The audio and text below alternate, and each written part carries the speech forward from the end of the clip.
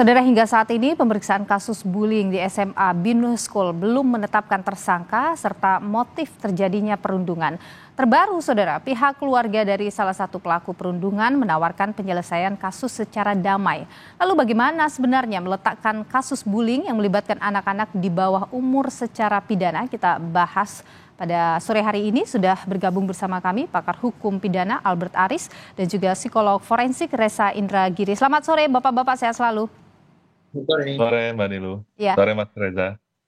saya ingin ke Mas Albert dulu ini soal sebenarnya kalau kita bicara ada kasus perundungan yang kemudian itu melibatkan anak-anak. Ini hukumnya seperti apa sih, Mas? Baik, untuk anak yang berhadapan dengan hukum, Mbak Nilu, itu memiliki sistem peradilan pidana yang khusus, yaitu adalah sistem peradilan pidana anak.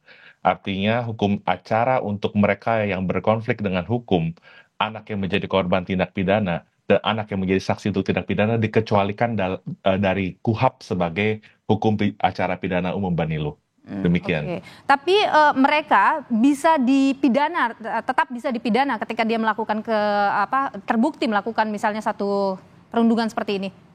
Iya, jadi memang anak yang sudah berumur 12 tahun, tetapi belum berumur 18 tahun, yang diduga melakukan tindak pidana bisa dimintakan pertanggungjawaban pidana.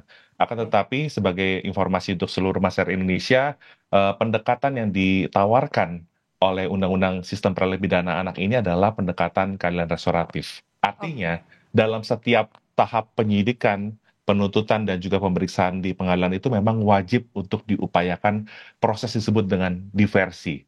Diversi itu adalah pengalihan proses dari penyelesaian perkara itu di luar proses eh, peradilan seperti umum ya, seperti biasa yang kita kenal dengan istilah out of court settlement, Mbak Nilu. Oke, baik. Saya ingin ke Bu Reza dulu. Bu Reza, kalau Anda sendiri melihat kasus ini saat ini bergulir kan disebut sebagai kasus perundungan. Tapi kalau analisa Anda melihat, mungkin sudah sering juga melihat melalui media begitu, apa yang terjadi dalam kacamata Anda? Setiap kali terjadi kasus kekerasan yang katakanlah dilakukan oleh siswa terhadap siswa lainnya, memang kita sudah akrab dengan istilah bullying, Hmm. diterjemahkan sebagai perundungan.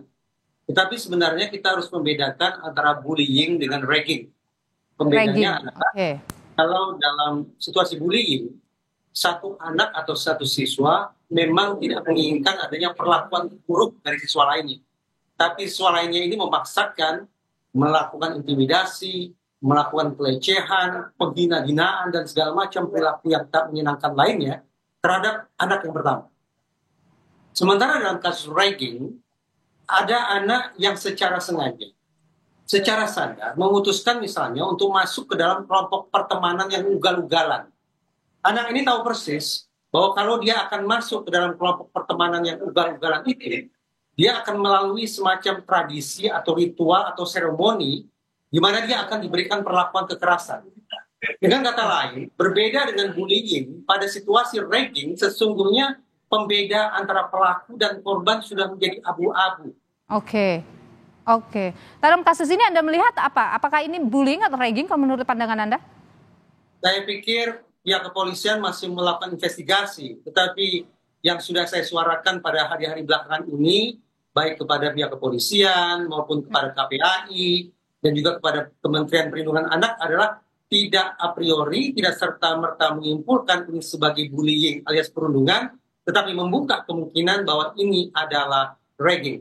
Oke, tapi bagaimana saya ingin ke Mas Albert dulu.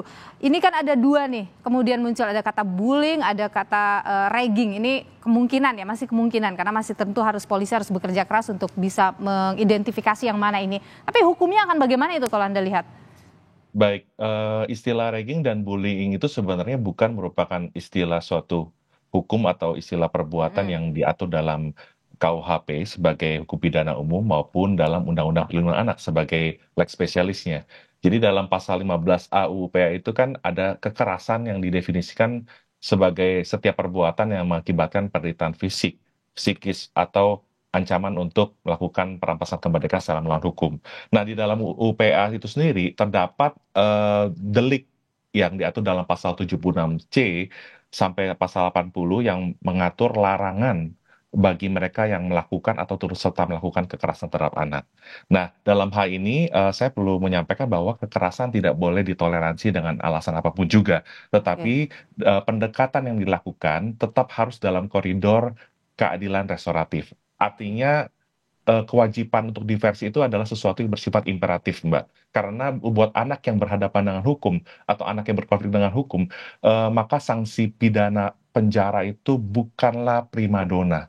Terlepas saya bisa merasakan, saya juga punya anak kecil, Mbak Nilu, tentu hal-hal seperti itu bisa menimbulkan perasaan yang tidak nyaman, yang tidak bisa menerima keadaan perlakuan anak kita diperlakukan dengan demikian. Akan Oke. tetapi paradigma yang perlu ditekankan adalah bukan lagi lex talionis sebagai hukum pembalasan, tetapi bagaimana pemulihan juga khususnya kepada korban, Mbak Nilu. Oke, jadi artinya mau itu ada istilah bullying ataupun ragging ketika terjadi kekerasan sama-sama bisa dipidana begitu ya, Pak Albert ya? Ya, dapat dipidana, tetapi sanksi pidana penjara itu bukan lagi primadona. Oke, Karena konteks kekerasan terhadap anak dalam Undang-Undang Perlindungan Anak itu harus diselesaikan secara diversi dulu gitu. Jadi ditawarkan semacam untuk penyelesaian di luar peradilan dulu. Di setiap tingkatan dan itu wajib perintah undang-undang, Mbak Nilu. oke, baik. Pak Reza, kalau Anda sendiri menilai bagaimana ini sebaiknya kemudian kalau kita lihat ya tadi ada kalau Pak Albert menyebutkan sebenarnya mungkin pendekatannya akan berbeda karena mereka ini melibatkan anak-anak supaya tidak menimbulkan trauma baru. Bagaimana ini harusnya polisi di situ mengambil sikap yang terbaik untuk menangani kasus ini? Pertama, kalau memang ini merupakan kasus bullying, sebagaimana tadi disampaikan oleh Bang Albert, maka memang relevan dengan pasal 76C Undang-Undang Perlindungan Anak. Hmm. Tapi kalau ini merupakan ragging, maka saya melihat kemungkinan ada dua peraturan perundang-undangan yang bisa diterapkan. Pertama, sekali lagi terhadap anak atau siswa yang melakukan kekerasan, bisa dikenakan pasal 76C. Tetapi terhadap anak atau siswa yang sengaja masuk ke dalam kelompok tertentu, dan dia sudah tahu bahwa kelompok ini sudah terbiasa melakukan tindak pidana berupa kekerasan misalnya, kepada yang bersangkutan sepatutnya bisa dikenakan pasal 169 ayat 2 KUHP. Nah, persoalannya adalah kita di Indonesia ini seolah harus memilih mutlak.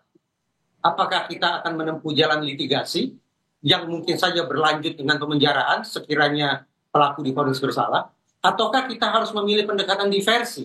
Bagi saya, dengan menerapkan sejumlah best practices di sekian banyak negara, sesungguhnya pendekatan litigasi, katakanlah demikian, dan diversi bisa dikombinasikan. Misalnya, penghukumannya adalah dari pagi sampai sore hari, anak menjalani diversi. Artinya perlakuan-perlakuan yang arahnya rehabilitasi, yang tujuannya adalah reintegrasi. Berarti anak meninggalkan selnya, keluar dari LPKA-nya, kembali ke tengah masyarakat, dan mungkin menjalani kegiatan sehari-hari sebagaimana sebelumnya dengan cara terpandu. Tapi ketika sore datang sampai pagi keesokan harinya, anak atau siswa diharuskan untuk kembali ke dalam LPKA. Dikembalikan ke tempat yang orang menyebutnya sebagai lapas anak. Nah, pendekatan yang kombinasi semacam itu menurut saya akan mengirim pesan yang lebih komprehensif kepada anak dan juga kepada keluarga. Bahwa terhadap tindakannya yang katakanlah sangat agresif, sangat brutal, tetap dikenakan sanksi-sanksi yang memunculkan perasaan tidak menyenangkan hingga derajat manusiawi tertentu. Tapi pada saat yang sama, kepada anak juga akan terkirim pesan yang edukatif. Inilah kesempatan bagi kamu untuk memperbaiki keadaan, untuk memulihkan relasi atau hubungan pertemanan dengan teman-teman. Demikian. Pak Albert, bagaimana Anda melihat itu memungkinkan seperti yang disampaikan Pak Reza tadi? Ya, saya perlu menanggapi sedikit tadi ya tentang pasal 169 KUHP ya. Setahu saya itu adalah perbuatan delik turut serta dalam suatu perkumpulan yang bersifat melawan hukum. Dan dalam konteks Undang-Undang SPA itu tentu menjadi padanannya memang tidak ada, tetapi saya meyakini seluruh perbuatan yang diatur dalam Undang-Undang Perlindungan Anak dan SPPA itu merupakan lex specialis. Karena ini dalam konteks anak berhadapan dengan hukum. Tetapi sekali lagi, ya, untuk isu pertama seperti itu ya. Untuk isu yang kedua saya setuju karena dalam konteks diversi nih ya, diversi itu adalah untuk menghindarkan perampasan kemerdekaan dari anak, mendorong masyarakat, bahkan khususnya sekolah untuk berpartisipasi, serta menanamkan rasa tanggung jawab buat anak. Hal-hal seperti ini saya pikir karena perintah undang-undang merupakan wajib untuk didiversi di setiap tingkatan, mari kita dorong bersama-sama. Media juga ambil turut serta untuk bisa meyakinkan bahwa aparat penegak hukum itu harus bertindak secara bijak, cermat, dan juga memperhatikan ketentuan yang bersifat khusus dalam hal ini, Mbak Nilo. Oke, Pak Reza, terakhir, kalau menurut Anda dengan misalnya cara yang Anda sebutkan tadi, itu bisa menimbulkan efek jera. Karena kan kita tidak ingin juga anak-anak berani karena mungkin merasa ringan, terus kemudian akhirnya anak-anak lain terbiasa dan berani melakukan hal serupa. Kita selama ini bahkan mungkin juga otoritas penegakan hukum acap memandang bahwa berat ringannya hukuman merupakan kunci bagi munculnya efek jera. Tetapi hitung-hitungannya atas kertas kalau berdasarkan studi maka sesungguhnya kekapokan seseorang, jeranya orang, atau bahkan orang-orang lain memutuskan untuk tidak meniru perbuatan pidana serupa tidak ditentukan oleh berat ringannya hukuman. Melainkan ditentukan oleh dua hal lainnya yaitu kecepatan dan keajegan dalam penegakan hukum. Kalau hal ini bisa terrealisasi, maka di situ sesungguhnya kunci efek jera baik secara langsung agar pelaku tidak mengulangi perbuatannya maupun efek jera tidak langsung agar orang-orang lain tidak meniru perbuatan serupa. Itu yang kita harapkan. Terima kasih Bung Reza Indragiri, psikolog forensik, dan juga Bung Albert Aris, ahli hukum pidana, sudah berbagi pandangan di Kompas Petang. Sehat selalu Bapak-Bapak.